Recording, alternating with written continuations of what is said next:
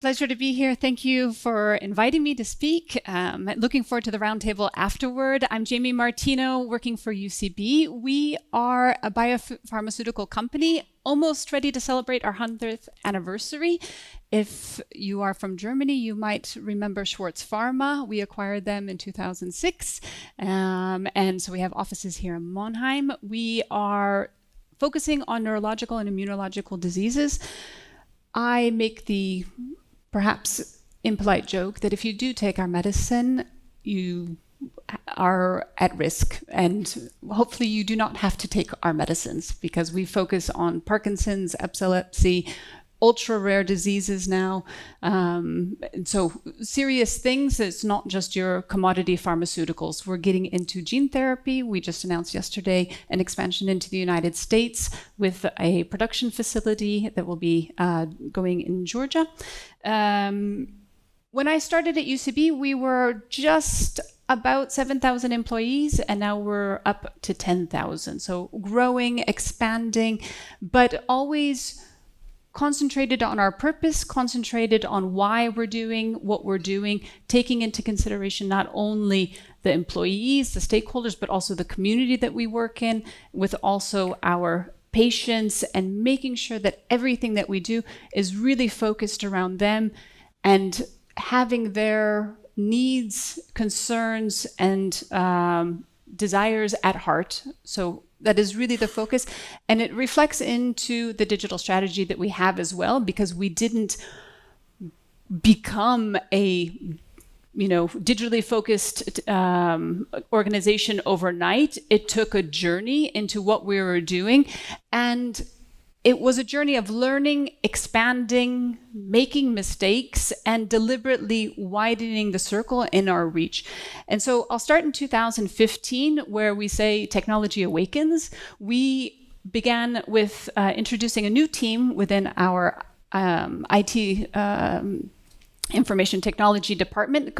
It was the AI team, the artificial intelligence team, and really wanted to make sure that we are looking at the technology, seeing what it could do for us, practicing it with, playing with it, but it was very much linked and limited to the IT ecosystem, if you will. That changed in 2017 when we decided to launch the technology practice. And here we wanted to take all of that play that we had and bring it to the rest of the organization through a thought leadership program, talking about what smart devices would do, what IoT would do for us, where cybersecurity risks would be impactful, what was blockchain, et cetera, let alone AI and machine learning. We did fun things like bringing in Pepper from IBM Watson. We had a partnership with them, and having a robot roaming around the organization that people could talk to and interact with was fun. And so it was just an enjoyable thing. But we also did very serious things as well. We started an innovation fund, and with the particular project of building deep learning algorithms that could recognize fragility factors in chest CT scans. This years later actually became a patented model, and we've sold it to a company who is now integrating it into CT scan software. So if you fall, break a hip, etc., the scan will notice, hey, you have a fragility fracture, you could be prone to osteoporosis, and then you start talking with the doctors that you need to, when normally this would be completely missed, not examined, etc. So we're trying to be much more preventive on the side of care. In 2019, we said, okay, the technology is not enough, the translation needs to be there, the adoption needs to be there, and we started data mines. This was mainly focused on our data citizens and experts, but we wanted to bring the importance around making better data decision-making or data-driven decision-making. And so we created a whole program to build the business translator capability throughout the organization. We also rebranded a bit the technology practice, and we called it DigiMines because, of course, it had to go with the data mines. And I will be honest, this was a learning point for us. The ownership of the program did ping pong through a few departments. We experienced a bit of change and people kind of grabbing at the I want to be in control and in the spotlight. And although that seems disruptive, it was a very good learning experience because we realized that in doing that, we had the great expertise, but we weren't reaching everybody. And we were talking about projects in pockets of the organization. We were talking with the people who were running those projects. And if you weren't involved in a transformation project, you didn't know what was happening across the organization. And that's when we decided things had to change. And it's all about people. As we know, we welcomed a new chief digital technology officer who had a completely different view on how we should be communicating about our organization and what we were doing and where digital transformation could take us. And so we launched the Digital Exchange, and that has stayed with us from today, with the mantra that digital technology is for everyone or else it doesn't scale. And so we really made a conscious decision to, if you imagine the peloton analogy where the front runner is taking all the wind, but everyone else stays compact and tightly behind, if you fall back and you are out of the group, then it takes so much more effort to come back in. So we really wanted to make sure that regardless of people's pace with digital technology and the transformation within the company, that they were really able to stay compact and with the group. So you might have the leaders, you might have the people in the back end, but at least we were going as a group. Then in 2023, later that year, we made it fun again. We had our first Digital Vibes Expo, where we really started showcasing, just like this or another conference that you would go to, the projects that people were working on, the successes that they were having, the learnings. We let the people who were driving the projects come and talk about their successes. It wasn't anymore just about the IT department talking about where technology was going and how you can use it. It was about the people within the organization celebrating their projects and their progress. We also started thinking about the different types of capabilities that we wanted to build throughout the organization and where we could push our colleagues to focus. And so that was a great element for us. We really wanted to develop this sense of big bets for the organization. So in 2023, we started thinking about that.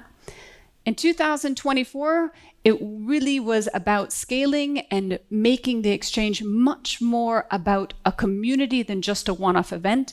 We expanded our core team with official roles and FTE allowance to it, getting the okay for the managers. And because we wanted people to feel like they belonged to something, we couldn't just do a one-time event, right? So we did do the one-year event, the big event, but we also started what we called community calls.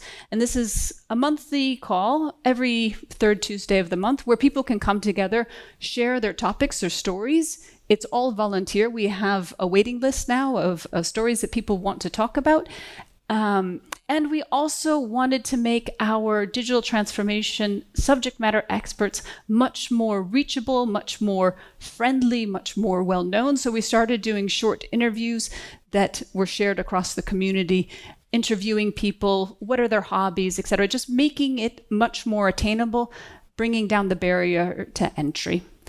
And across the organization, we also formalized our data office, which was a big step into making sure that our foundational information is well organized, well governed, and of course compliant as far as the regulators go, because we are pharma. And we officially launched into our objectives, the big bets, working with those identified areas of the business where we said, we can do something extraordinary with where you're going. Let's, work together. And it wasn't something that was necessarily a project. It was more about the idea. How could we shorten lead times for development? How could we make our supply chain much more resilient?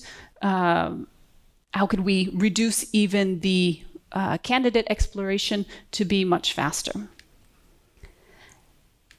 Later on, that expanded even more. We wanted to make sure that the work that we were doing, not only within the digital exchange, also met what we were doing outside of it. So we had digital advisory boards, and the big bets were transforming into bold business performance goals, or our BPGs, where we're really setting the stage to say, okay, now we've talked about what could be, let's put into place a program of what will be.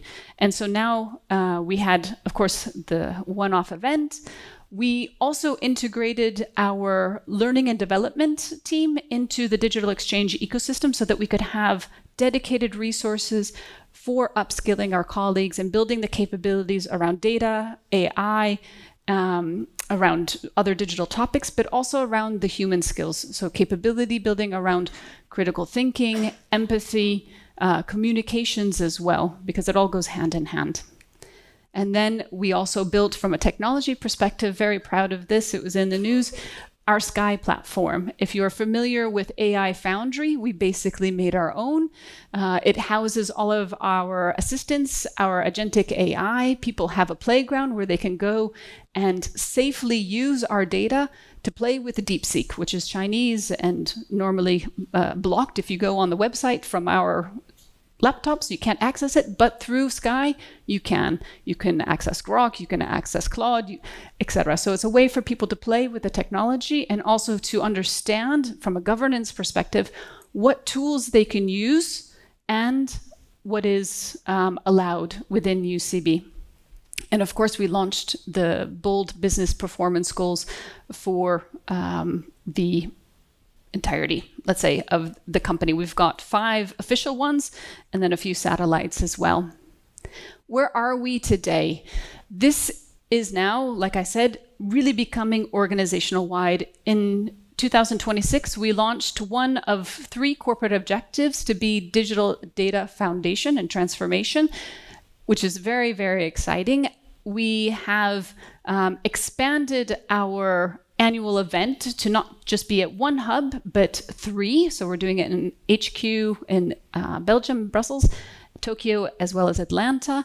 We are also expanding into the digital communities of practice, which is where I'd like to focus on now. And I'm going to use this fun pointer to focus in on that, because I think this is really the key to where we're going in the future. The communities of practice, because the digital exchange started as a community of practice in general, but now we have 3 subsets.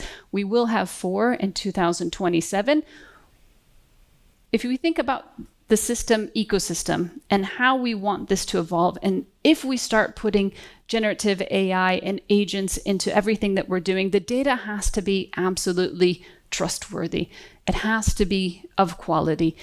The systems that we have in the ecosystem needs to be purposeful. It needs to be resilient. It needs to have all the, let's say, management around it that is key. So we created a community for our digital technology system owners so that they know what they can do, how to integrate, how to operate, how to maintain at scale.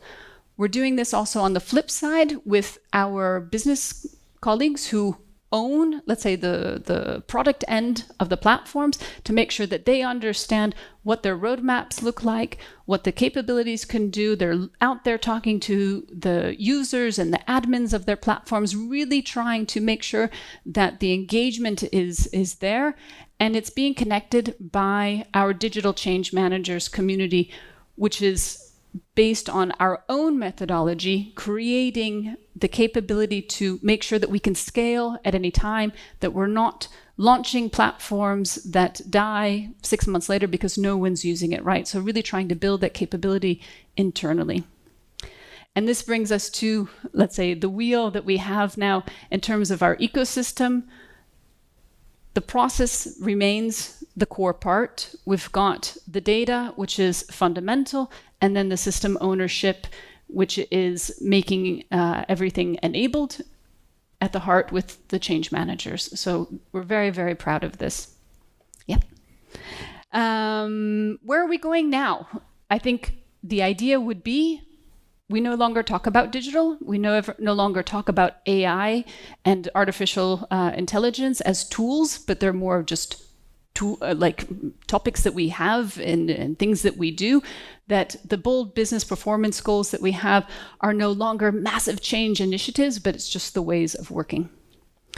And through the 10 years in the making, I would say it was learning, it was changing, it was stumbling, it was picking ourselves back up, pivoting, and doing what really we needed to do was learning how to bring people with us, because we know that platforms don't create impact and processes don't drive change. It's the people.